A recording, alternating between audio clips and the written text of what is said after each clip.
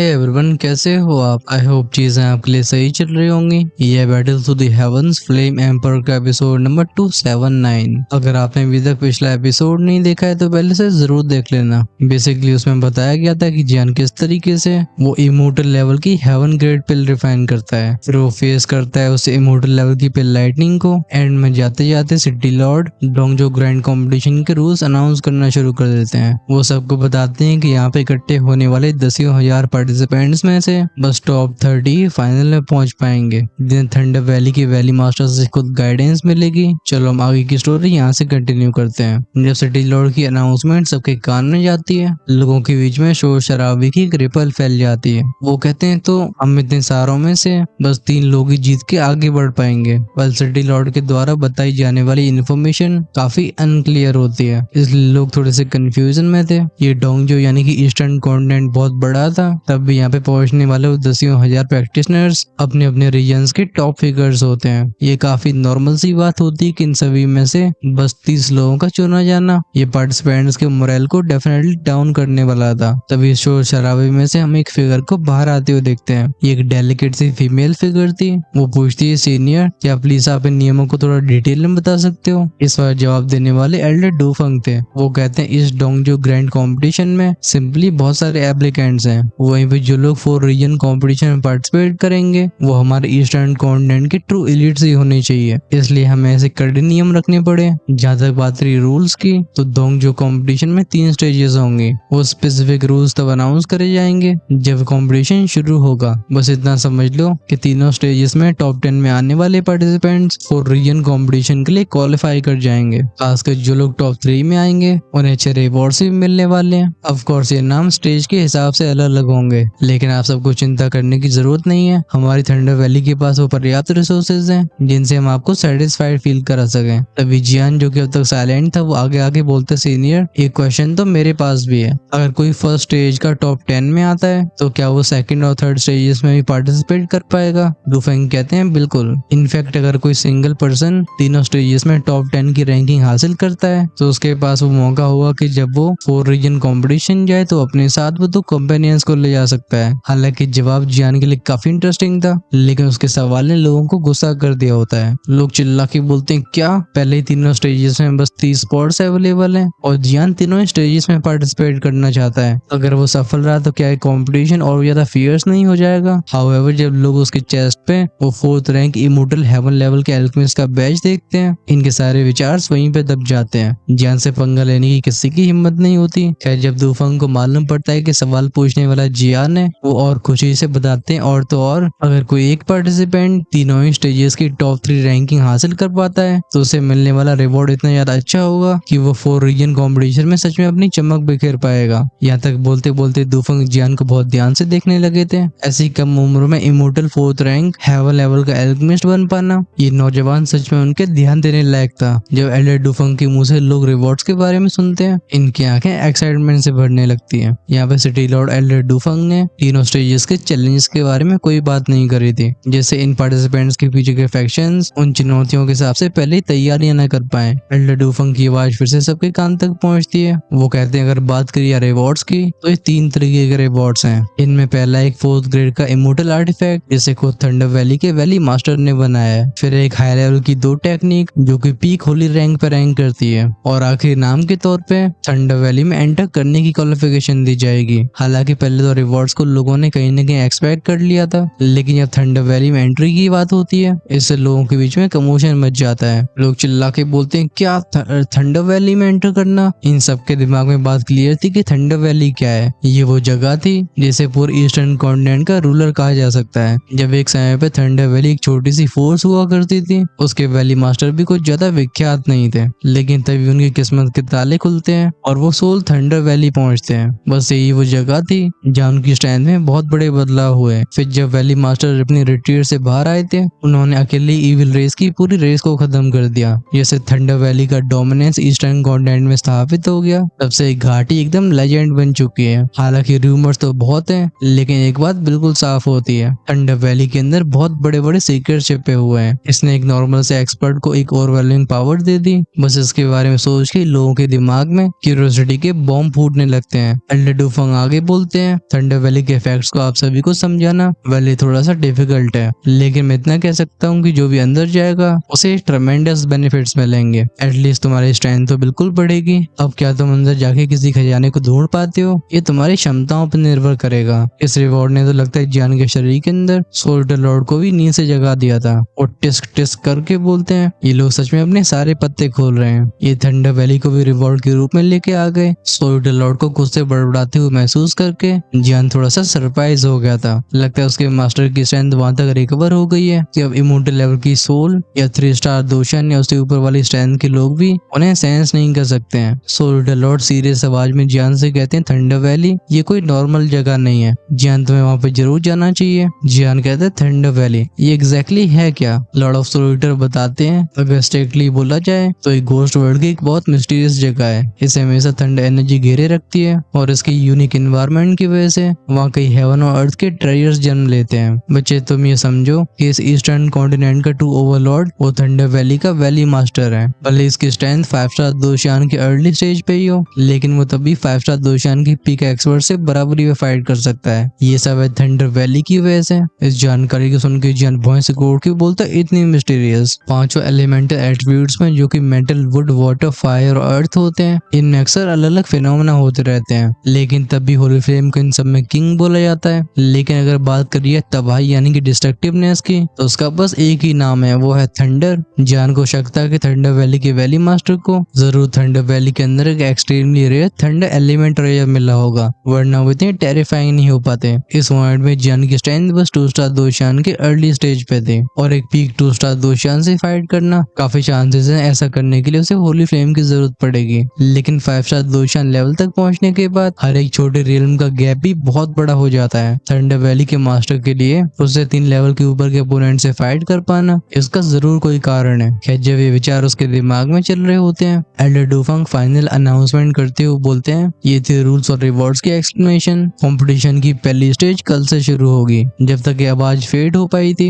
Elder डूफंग और city Lord के figure stage के ऊपर से डिसअपियर हो गए थे। जियान के चेहरे पे एक स्माइल आ चुकी होती है। वो भी अपने दोनों साथियों के साथ सिटी लॉर्ड मेंशन लौट आता है। अब क्योंकि इनामों और नियमों के बारे में मालूम पड़ चुका है, बस अब कल का इंतजार करना था। इस समय थंडर सिटी एकदम एक्साइटमेंट से उबल रही होती है। सब जानते थे कि चैंपियनशिप को जीतना कितना कठिन है, लेकिन अगर वो तब भी सफल हो जाते हैं तो वो ईस्टर्न कॉन्टिनेंट की ट्रू प्रोडिजी बन जाएंगे। फिर थंडर वैली के द्वारा मिलने वाले इनाम के साथ साथ उन्हें 4 कॉन्टिनेंट कॉम्पिटिशन में पार्टिसिपेट करने का भी मौका मिलेगा। फाइनली वही वो अपॉर्चुनिटी होगी जब लिसोर डोमेन के अपर एशेलॉन्स इन्हें नोटिस कर सकते हैं। अगर वो चारों ग्रेट एकेडमीज में से किसी को भी ज्वाइन कर पाते हैं तो वो एक ही बार में मछली से ड्रैगन बन जाएंगे। आखिरकार ये 4 ग्रेट कोड्स जिन्हें एकेडमीज भी कहा जाता है, वो सारे लिसोर डोमेन को कंट्रोल करती हैं। इनके पास मौजूद होने वाले रिसोर्सेज और प्रेस्टीज कुछ अलग ही स्तर की होती है। धीरे धीरे रात आ गई थी। आज की रात कई लोग अपनी आंखें बंद नहीं कर पाते। क्या जो आराम कर पाए थे उनके लिए अच्छा था। सीधा हमारा फोकस होता है दूसरे दिन जब ईस्टर्न कॉन्टिनेंट का ग्रैंड कंपटीशन शुरू होने वाला है। जान जो कि आज जल्दी तैयार हो चुका था, वर्ल्ड की आवाज में कहता है तो आज से वो टूर्नामेंट ऑफिशियली शुरू होगा। उसके पास यूरेनन और यूवे थी।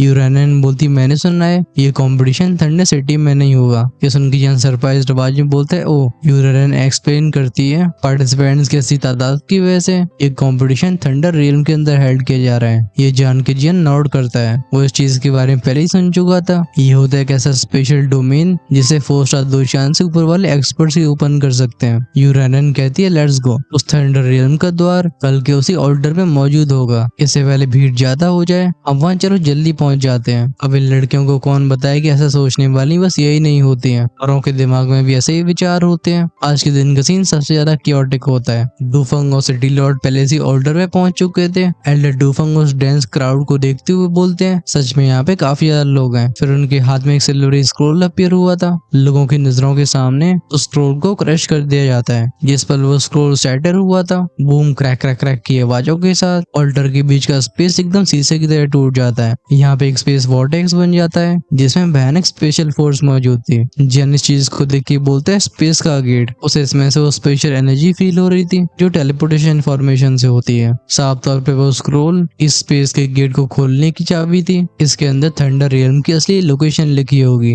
दोनों अपनी 2 उंगलियों को आगे बढ़ा के अपनी दोशान पावर को उस थंडर रियल्म के गेट की तरफ भेजते हैं, जिससे वॉर्टेक्स और भी स्थिर होने लगा लगा था। सिटी लॉर्ड बोलते हैं एवरीवन, मैं यहाँ से डिक्लेयर करता हूँ कि ईस्टर्न ग्रैंड कंपटीशन फाइनली शुरू होता है। जिस पहले अनाउंसमेंट की आवाज गूंजी थी, नीचे खड़े कल्टिवेटर्स धाड़ के बोलते हैं थंडर रियल्म, थंडर रियल्म। इनके और भी इंटेंस होने लगे थे। सिटी लॉर्ड कहते हैं ग्रैंड कंपटीशन के तीनों स्टेजेस थंडर रियल्म के अंदर हेल्ड किए जाएंगे। आप सभी ध्यान से आगे बढ़ो, मैं सबको शानदार रिजल्ट्स विश करता हूँ। जैसे उन्होंने बोलना बंद किया था, वो और दूफंग दोनों गेट के साइड में हट जाते हैं जिससे कंप्लीटर्स अंदर जा सके। जुशिंग आवाजों के साथ लोगों की भीड़ को आगे बढ़ती हुए देख जियान कहता है चलो हम भी चलते हैं। मुझे लगता है थंडर रियल्म में एंटर करने के बाद पहली स्टेज के रूल्स भी अनाउंस करे जाएंगे। अभी कंपटीशन के लिए एक्साइटेड तो दोनों लड़कियां भी बहुत होती हैं। गूंजती एक बैंग की साउंड, इन तीनों को फिगर यहाँ से वैनिश हो गए थे। थंडर रियल्म के अंदर जाने वाले पार्टिसिपेंट्स को देख के एल्डर डूफंग कहते हैं उम्मीद करता हूँ कि हमें इस बार सच में ट्रूली एक्सेप्शनल डिसाइपल्स मिलेंगे, वरना उस 4 कॉन्टिनेंट टूर्नामेंट में हमारा दोंगजो फिर से पीछे रह जाएगा। सिटी लॉर्ड हंस के अपने सिर को हिला के बोलते हैं ये सब थंडर रियल्म में एंटर कर चुके हैं, चलो थंडर सिटी की सिक्योरिटी को और भी टाइट कर दिया जाए। बात ऐसी है कि दोंगजो के ग्रैंड कंपटीशन को मैनेज करने की वजह से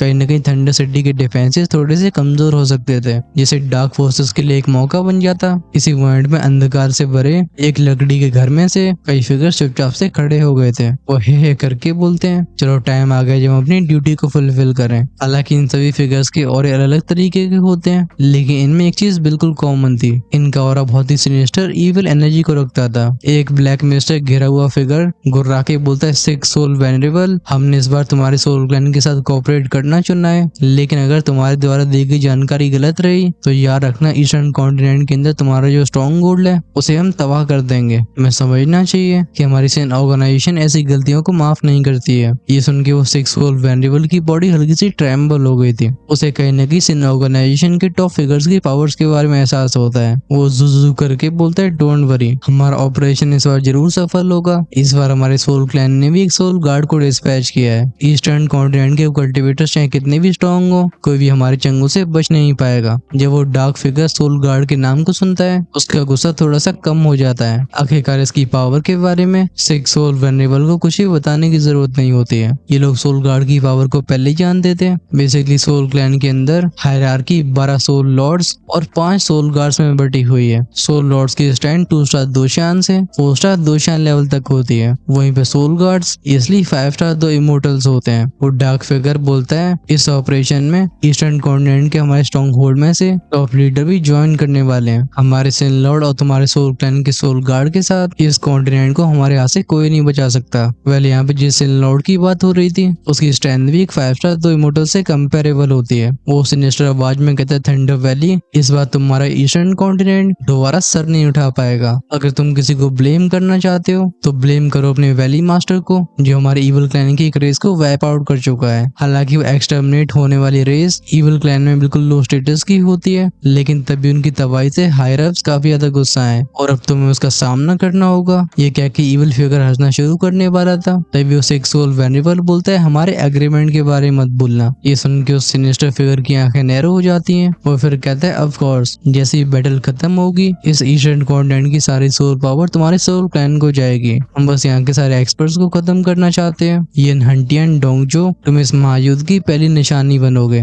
ये इविल ब्लैक और इसे घिरा हुआ फिगर अच्छे से जानता था कि जब उसका प्लान सच में सफल होगा और वो दोनों 5 स्टार दो इमोर्टल्स डोंगजो के ऊपर हमला करेंगे तो इस जगह के लिए सबसे बड़ी कैलेमिटी होने वाली है। खैर ये सब तो समय ही बताएगा। हम ध्यान देते हैं जियान की ग्रुप के ऊपर, जो कि कुछ ही सेकंड्स में शावू शावू की आवाजों के साथ थंडर रियल्म के काफी करीब पहुंच गए थे। जब जियान दूसरे स्पेशल पोर्टल को अपने करीब आते हुए महसूस करता है, वो टेस्ट करके बोलता है इस थंडर रियल्म का डिफेंसिव लेवल, मुझे लगता है इसके अंदर घुसने में इवन 4 स्टार दोशान लेवल के एक्सपर्ट्स को ही परेशानी होने वाली है। अभी उसकी आंखों में गोलाकार का स्पेस बड़ा होता जा रहा था। इस स्पेस को टेक्निकल लाइटनिंग फोर्स ने पूरी तरीके से रैप कर लिया होता है। वो थंडरबोल्ट्स जियान को भी भय महसूस करवाते हैं। यूवे कहती है तो ये थंडर रियल्म है। जैसे जैसे दूरी कम हो रही थी, यूवे पाती है कि उसने शुरुआत में जिस थंडर रियल्म को बहुत बड़ा नहीं समझा था वो कितनी बड़ी होती है। ये एक्चुअली में एक पूरे कॉन्टिनेंट के बराबर होता है। उदाहरण के तौर पे अगर इस ईस्टर्न कॉन्टिनेंट को ले लो तो इसकी बाउंड्रीज हजारों लाखों किलोमीटर तक फैली हुई है, लेकिन थंडर रियल्म ऑलमोस्ट उसके आधे साइज का होगा। जब सारे के सारे पार्टिसिपेंट्स अपनी स्पीड को और भी बढ़ा के उस थंडर रियल्म में एंटर करने की कोशिश करने वाले थे, इन सब के कानों में एक टेरिफाइंग अथॉरिटी से भरी मैजेस्टिक ऑटोमेटिक आवाज आती है। वो आवाज कहती है कंटेस्टेंट्स प्लीज थंडर रियल्म के अंदर इस एंट्रेंस से जाओ, लेकिन तब भी केयरफुल रहना क्योंकि इस रास्ते की एजेस को ढकने वाली थंडर्स एनर्जी एक 2 स्टार दोशियान को भी तुरंत ही अनाइलेट कर सकती है। इन शब्दों ने सारे कंटेस्टेंट्स के दिल को थोड़ा हिला के रख दिया था।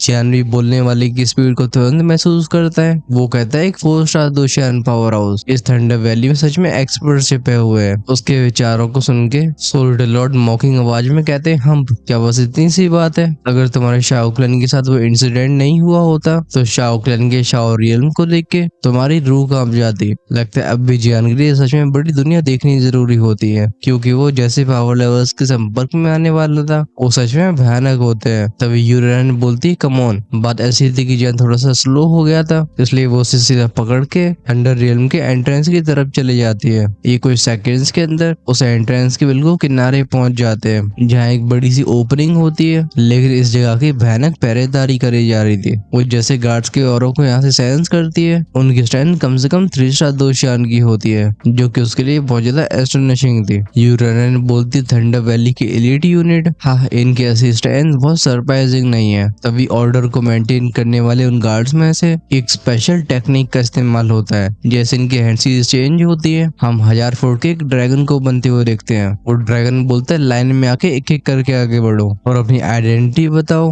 जियान का ग्रुप अपने नामों को बताता है। गूंजती उस ड्रैगन की आवाज आइडेंटिटी कंफर्म। फिर इन्हें फाइनली थंडर रियल्म में जाने के लिए अलाउ कर दिया गया था। जियान के चेहरे पे से जिज्ञासा से भरे एक्सप्रेशन को देख के यूरेन कहती है फोर्ज थंडर वैली और एलियन इविल रेस के बीच में बहुत गहरी दुश्मनी है, क्योंकि कई 100 सालों पहले थंडर वैली के वैली मास्टर ने अकेले एक पूरी इविल रेस को खत्म कर दिया था। इसी वजह से यहाँ पे सिक्योरिटी इतनी ज्यादा स्ट्रिक्ट है। और तो और एक बार कुछ इविल कल्टिवेटर्स अपने आप को पार्टिसिपेंट्स बना के थंडर रियल में एंटर करते हैं। अगर तब थंडर वैली के एक्सपर्ट्स उन्हें सेंस नहीं कर पाते तो ये पूरा रियल में डिस्ट्रॉय हो चुका होता। जियान को रियलाइजेशन होती है। वो कहता है तो ऐसी बात है, ये लोग बोलना बंद ही कर पाए होते हैं। तभी इनके चारों तरफ का स्पेस बदलता है। इनकी आंखों में बढ़ती एक चकाचौंध करने वाली सफेद रोशनी। ये लाइट इतनी इंटेंस होती है कि यूवे और यूरेन ने अपनी आंखें बंद कर लेते हैं। जब ये रोशनी फिर से नॉर्मल होती है, इनकी आंखों के सामने हजारों मीटर चौड़ा एक स्क्वायर अपीयर हुआ था। इस थंडर रियल में आने वाले सारे कंटेस्टेंट्स इस बड़े से प्लाजा के ऊपर खड़े होते हैं। इनके साथ कई एक्सपर्ट्स अपनी आंखें खोल खोल के चारों तरफ देख रहे थे। वो कहते तो ये थंडर रियल में ऐसी डेंस हेवन और अर्थ एनर्जी की फ्लक्चुएशंस, खासकर यहाँ की स्पेस की स्थिरता। जियान यहाँ सबको ऑब्जर्व करने में टाइम वेस्ट नहीं करता। जिस मोमेंट में उसकी सोल पावर फैली थी, वो तुरंत ही स्क्वायर के ऊपर खड़े ज्यादातर एक्सपर्ट्स की स्ट्रेंथ को महसूस कर लेता है। लेकिन एक चीज उसे काफी पिक्यूलियर लगती है। हालांकि इस जगह पे हजारों लोग थे, लेकिन अनाउंसमेंट के टाइम के 10,000 लोग नहीं होते हैं। और तो इन हजारों लोगों में से सब यंगर जनरेशन के लोग थे, जिनकी मिनिमम स्ट्रेंथ कम से कम 1 स्टार दोशियान की होती है। जब इन सभी की खोपड़ी ऊपर उठती है, इन्हें एक मस्कुलर मैन खड़ा दिखाई देता है। इस हट्टे कट्टे व्यक्ति के चेहरे पे हल्की स्माइल होती है और ये सबको कमांडिंग पोजीशन से दिख रहा था। ऑफ कोर्स और कोई नहीं बल्कि थंडर वैली के वैली मास्टर थे, जो पूरे ईस्टर्न कॉन्टिनेंट के सबसे स्ट्रॉन्गेस्ट पावर हाउस होते हैं। जिस पल ये फीयरसम फिगर सबकी आंखों में आता है, भीड़ की तुरंत ही सांसें थम जाती है। इस व्यक्ति की मौजूदगी से होने वाला वो शेयर प्रेशर इन्हें एकदम शांत रहने पे मजबूर कर देता है। Finally thunder valley master announce करते हैं ये थंडर स्क्वायर और एक कॉम्पिटिशन की पहली स्टेज का टेस्टिंग ग्राउंड है। आप सबको यहाँ मौजूद होने वाले पार्टिसिपेंट्स के नंबर से घबराना नहीं है। पहला राउंड 3 बैटल जोन में बांटा गया है और आप सभी उन 3 में से एक जोन में हो। ये बोलते बोलते वैली मास्टर के आर्मर से वो बिजलियों की चिंगारियां उभर रही होती है। खासकर उनकी वो सिल्वर गोल्ड क्लोक हवा में ऐसे लहराती है कि जिससे उनका ऑरा और भी ज्यादा डोमिनेटिंग हो जाता है। तभी हम क्राउड में से एक व्यक्ति को बाहर आते हुए देखते हैं। इसकी स्ट्रेंथ 2 स्टार दोशियान की रही होगी। वो रिस्पेक्टफुल आवाज में बोलता है सर, क्या हम जान सकते हैं कि कंपटीशन का पहला फेज कैसे कंडक्ट किया जाएगा? थंडर वैली के वैली मास्टर हल्की स्माइल के साथ बताते हैं इस पहले राउंड में 1v1 बैटल्स होंगी और किसका कौन अपोनेंट होने वाला है ये लॉर्ड्स को ड्रॉ करके डिटरमाइन होगा। मतलब पर्ची खींच के हर एक बैटल जोन में टॉप 3 होने वाले हैं जो अगले राउंड तक जाएंगे। ये इस मोमेंट में शब्द सबके कान में जाते हैं। लोग घबराना शुरू कर देते हैं। आखिरकार जिन लोगों को साथ में काम करने की आदत होती है, उनके लिए सोलो एलिमिनेशन बहुत ज्यादा खतरनाक चीज थी। और 3 वॉर जोन्स होने वाली हैं, जिनमें से 3 विनर्स उठेंगे। उन हजारों लोगों में से टॉप 3 आना ये लोगों के लिए एकदम नाइटमेयर जैसा होता है। तभी जियान के दिमाग में एक डाउट फ्लैश होता है। वो कहता है टोटल 9 लोग, तो फिर आखिरी कौन है? थंडर वैली के वैली मास्टर हल्की स्माइल के साथ बोलते हैं कंपटीशन की पहली स्टेज शुरू होती है। अगर आप सब रेडी है तो जाओ लॉर्ड्स को निकाल निकालो। उनके ही कहते ही वुश वुश वुश की आवाजों के साथ करीब 10-15 गार्ड्स अपीयर हुए थे, जिनके हाथ में वुडन बॉक्सेस होते हैं। ये बात बिल्कुल ऑब्वियस थी कि लकड़ी के इन डब्बों के अंदर यहाँ मौजूद सारे पार्टिसिपेंट्स के नाम पहले ही से होंगे। ऑफ कोर्स अगर कई लोगों को ये फॉर्मेट अच्छा नहीं लगता था तो कई लोग इसकी वजह से एक्साइटेड भी हो चुके होते हैं। वो कहते हैं मैंने एक्सपेक्ट नहीं किया था कि पहला राउंड इस तरीके का होगा। इंडिविजुअल एडवांसमेंट हाँ मुझे पसंद आया, खासकर हमारे ऐसे लोगों के लिए जो कि अपनी पर्सनल स्ट्रेंथ पे रिलाई करते हैं। ये हमारी पर बिल्कुल सही बैठता है। सेटिस्फेक्शन तो जियान के चेहरे पे भी होती है। वो भी कहते हैं इंडिविजुअल एडवांसमेंट बहुत अच्छे है, ये मेरी सुपर पावर और मेरी कॉम्बैट स्किल्स के लिए काफी अच्छा अप्रूव होगा। थंडर वैली के वैली मास्टर पहले स्टेज के रूल्स को अनाउंस कर देते हैं। हालांकि इससे कई लोग डिससेटिस्फाइड हुए थे, वो अल्टीमेटली हार मानना स्वीकार करते हैं। आखिरकार अभी 3 स्टेजेस बाकी थी और उनमें से टॉप 10 क्वालिफाई करने वाले थे। इस पहले राउंड में हार मानने वाले लोगों के हिसाब से ये जरूरी नहीं है कि वो अपनी सारी उम्मीदें बस पहले राउंड पे ही लगा दें। सिचुएशन को समझ के यूवी आगे बढ़ती है। वो भी इस इंडिविजुअल कॉम्पिटिशन में पार्टिसिपेट नहीं करने वाली थी। ये राउंड था 1-on-1 बैटल का। अगर कोई फेल हो जाता है तो उसकी रिस्पॉन्सिबिलिटी थंडर वैली की नहीं होगी। ऑफकोर्स जियान और यूवी सीधे लॉर्ड्स के पास गए थे। ओरिजिनली यहाँ पे मौजूद 3-4 हजार लोगों में से अब बस 2000 लोग ही आगे बढ़ते हैं। ये देख के थंडर वैली के वैली मास्टर बोलते हैं कम ऑन, क्योंकि आप सभी डिसीजन ले चुके हो तो पहली स्टेज में गिव अप करने वाले लोगों को उनके फैक्शन के एक्सपर्ट्स के पास पहुंचा दिया जाएगा। जब ये राउंड खत्म होगा हम दूसरी स्टेज को शुरू करेंगे। जियान भी वुडन बॉक्स के पास गया था। फिर गार्ड्स की तरफ एक बार नोट करने के बाद वो अंदर से एक पर्ची को निकालता है और इसमें बड़े बड़े अंकों में लिखा होता है रेड 100। दूसरी तरफ यूरेनानी के चेहरे पे भी हेल्पलेस स्माइल थी। वो कहती है मैं रेड 50 हूँ। उसके साथ साथ बाकी लोग भी अपने अपने लॉर्ड्स को खींचते हैं। थंडर वैली के वैली मास्टर आगे एक्सप्लेन करते हैं क्योंकि आप सभी लॉर्ड्स को ड्रॉ कर चुके हो, इंडिविजुअल कॉम्पिटिशन अब शुरू होता है। इस राउंड में पार्टिसिपेट करने वाले 2000 कंटेस्टेंट्स को 2 रंगों में बांटा गया है, जो है रेड एंड ब्लू। इसमें रेड नंबर 1 वाला ब्लू नंबर 1 से फाइट करेगा। चीजें ऐसे ही आगे बढ़ेंगी। जियान कहता है तुम्हें अपोजिट कलर के मैचिंग नंबर से फाइट करना है। आई वंडर मैं किसको फेस करने वाला हूँ। अब तक यूरेनैन और यूए भी अच्छे से समझ चुके थे कि जियान सच में कोई ऑर्डिनरी एक्सपर्ट नहीं है। यूरेनैन कहती है आई बिलीव तुम इतनी जल्दी नहीं हारोगे। ठीक है चलो हम फाइनल्स में मिलते हैं। इन पर्चियों को खींचने के बाद बैटल अरीना की तरफ ले जाया जाने वाला था, जहाँ पे टॉप 100 को डिसाइड किया जाएगा। जियान भी थंडर वैली के गार्ड्स को फॉलो करके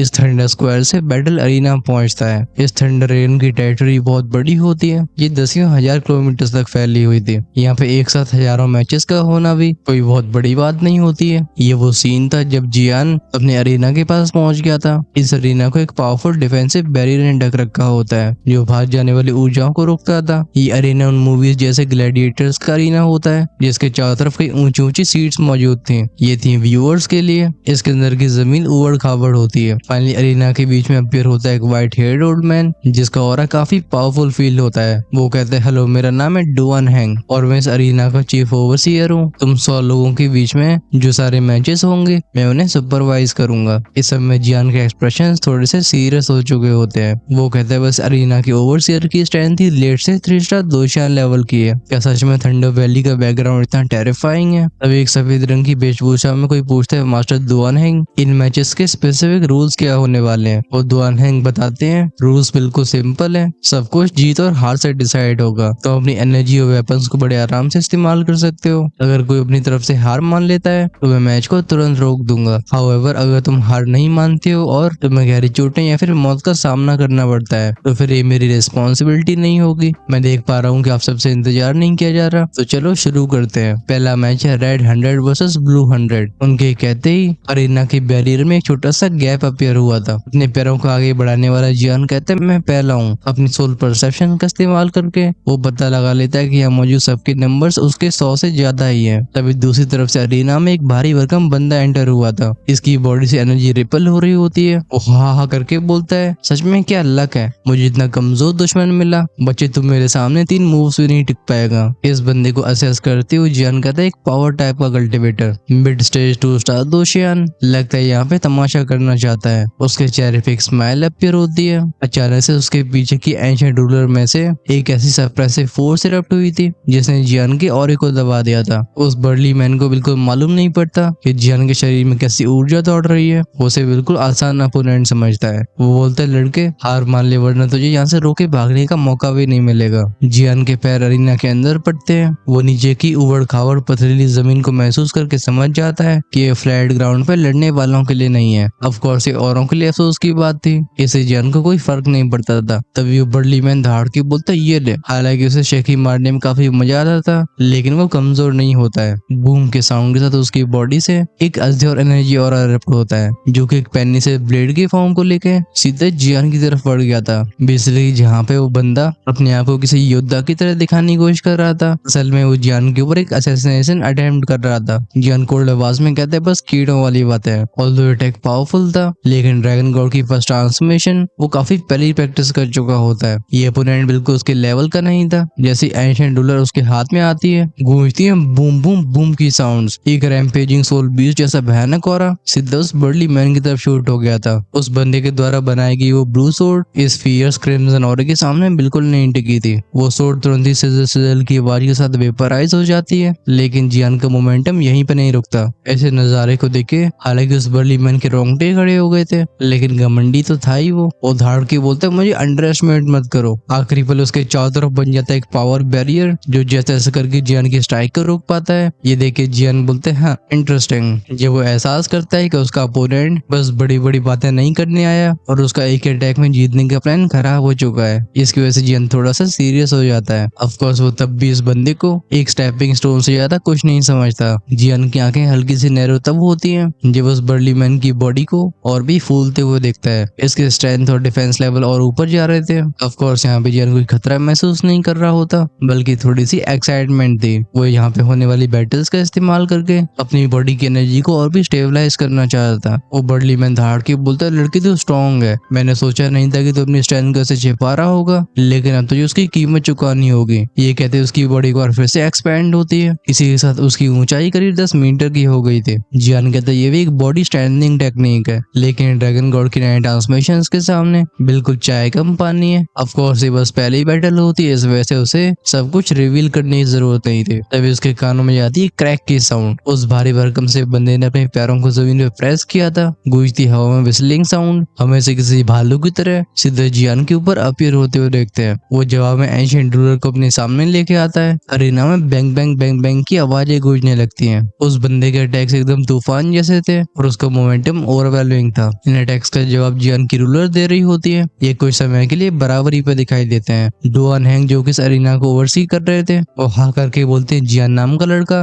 वैली मास्टर ने मुझे इसका खास ध्यान रखने के लिए बोला है, लेकिन अब लगता है मुझे इससे औरों का ध्यान रखना होगा। ये खुद ड्रैगन होने के बाद भी बकरी होने की एक्टिंग कर रहा है। डुआन हैंग के एक्सपीरियंस और पैनी नजरों के सामने जियान की चालाकियां छिप नहीं पाती। वो जानते थे कि अगर वो सच में फाइट करना चाहता तो बस एक मूवी काफी होती। इस मैच को देखने वाले और कंटेस्टेंट्स भी अभी जियान को देख के अपनी भौहें सिकुड़ चुके होते हैं। वो कहते हैं उसे स्ट्रॉन्ग है जितना ये दिख रहा है। हमारा खासकर ध्यान जाता है 2 लोगों के ऊपर। उनमें से एक फिगर बोलती है क्या हुआ, क्या आज फेमस मियू शाओ भी किसी को देख के अपनी आंखों में डर दिखा रहा है। ये सुन के इसके बगल में बैठा बंदा बोलता है बिंगलिंग तुम्हें अपना ध्यान रखना चाहिए, अगर तुम इस बार हार जाती हो तो मैं भी देखना चाहूंगा कि आइस पैलेस मास्टर तुम्हें कैसे पनिशमेंट देती है। वैसे ही मुझे ये बंदा काफी अनईज फील करवा रहा है, तो मैं इसकी 2 स्टार दोषण अर्ली स्टेज की कल्टिवेशन को अंडर एस्टिमेट नहीं करना चाहिए, क्योंकि अगर तुम केयरलेस रहती हो तो तुम्हारा हारना बहुत नॉर्मल होगा। जवाब में वो लड़की हम्प करके बोलती है पिछला 8 मेजर फैमिलीज के बीच में होने वाला टूर्नामेंट वेल उसमें मेरी गलती थी, लेकिन अब मैं दोबारा ऐसा होने नहीं दूंगी। इसी पल भीड़ के किनारे पे हम एक और बंदे को देखते हैं जिसकी आंखों में सिनिस्टर काली एनर्जी घूम रही होती है और हम इस इविल एनर्जी को अच्छे से जानते हैं, लेकिन इसे थंडर वैली की गार्ड्स ने क्यों नहीं नोटिस किया। बस ये थोड़ी चिंता की बात थी। वो इस लड़के को बात करती हुए देख के बोलता है वुड पवेलियन मास्टर के डिसाइपल और एक आइस सोल पैलेस से।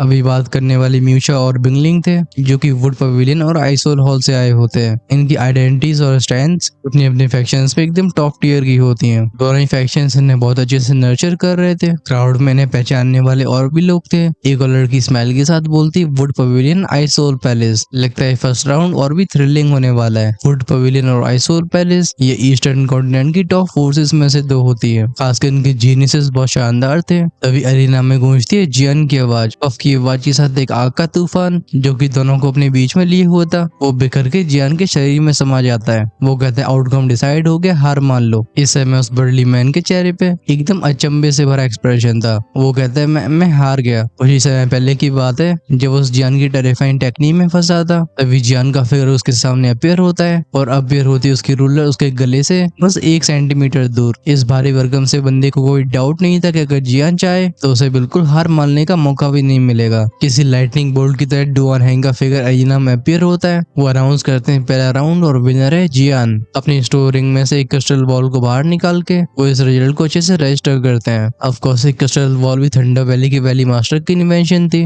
ये सारे रिजल्ट्स को रिकॉर्ड करके उस डेटा को पूरे थंडर रियल में शेयर कर सकते थे, जिससे काफी समय और एफर्ट्स बच जाते हैं। जैसे ही बैटल एंड होती है जियान अरीना से बाहर आता है, लेकिन वो इस जगह को छोड़ के नहीं जाता। आखिरकार यहाँ पे टॉप 100 जीनियसेस मौजूद थे और इनकी अलग अलग स्किल्स को देखना उसके लिए भी काफी अच्छा होगा। तभी डू वन हैंग अनाउंस करते हैं एवरीवन समय आ चुका है सेकेंड राउंड का। खैर इससे पहले सेकेंड राउंड शुरू हो पाए तो हमारे भाई को भी थोड़ा सा आराम करना चाहिए, क्योंकि इतनी मेहनत तो उस बर्डली मैन को इस फाइट को हारने में भी नहीं करनी पड़ी है जितनी एक्सप्लेनेशन में तुम्हारे भाई को करनी पड़ रही है। आगे की स्टोरी नेक्स्ट एपिसोड से कंटिन्यू होगी। उसमें सबसे पहले बैटल्स कंटिन्यू होने वाली है। ऑफ कोर्स हमें उसमें कुछ अलग भी देखने को मिलेगा। आगे हमारा फोकस सोल क्लैन और भी कई चीजों के ऊपर जाने वाला है। अगर आप उन्हें मिस नहीं करना चाहते तो चैनल को सब्सक्राइब करके बेल आइकन के बटन को ऑन करके रखना, जिससे रिलीज होते वीडियो सबसे पहले आपके पास पहुंचे। वहीं पे अगर आपसे नेक्स्ट एपिसोड का इंतजार नहीं हो रहा है, उसे आज ही देखना चाहते हो तो बन सकते हो चैनल की मेंबरशिप का हिस्सा, क्योंकि हम हमारे सारे मेंबर्स के लिए हर शाम अर्ली एक्सेस एपिसोड्स को अवेलेबल करवाते हैं, जिससे वो आने वाले एपिसोड्स को पहले से एंजॉय कर सकते हैं। वहीं पे जो लोग हमेशा 2 या 3 एपिसोड सबसे आगे रहना चाहते हैं वो अपग्रेड कर सकते हैं अपने लेवल्स को इमोर्टल एम्परर एसयू पर। ये चॉइस है आपके हाथ में। ज्वाइन का विकल्प चैनल की होम पेज और सब्सक्राइब के साइड में मिलेगा, उसे चेकआउट जरूर करना। चलो मैं लेता हूँ आप सबसे विदाई, हमारा मिलना नेक्स्ट पार्ट में होगा।